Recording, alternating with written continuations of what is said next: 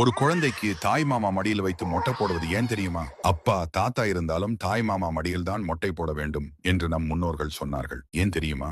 குழந்தையின் பிறவி முடி என்பது தாயின் கருவறையில் உருவானது. அதில் முற்பிறவியின் கர்மவினை மற்றும் கற்ப தோஷங்கள் இருக்கும். அந்த முடியை முதல் முறையாக சவரம் செய்யும் போது ஏற்படும் தோஷமும் வலியும் குழந்தையை தாக்காமல் இருக்க தாயின் அதே ரத்தத்தை பகிர்ந்து கொண்ட தாய் மாமா தன் மடியில் தாங்கி அந்த தோஷத்தை தன் மேல் வாங்கிக் கொள்கிறான்.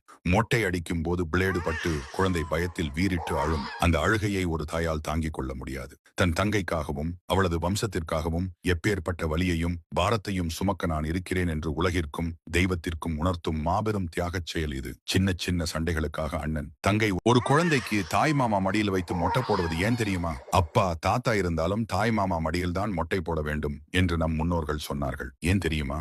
குழந்தையின் பிறவி முடி என்பது தாயின் கருவறையில் உருவானது. அதில் முற்பிறவியின் கர்மவினை மற்றும் கற்ப தோஷங்கள் இருக்கும். அந்த முடியை முதல் முறையாக சவரம் செய்யும் போது ஏற்படும் தோஷமும் வலியும்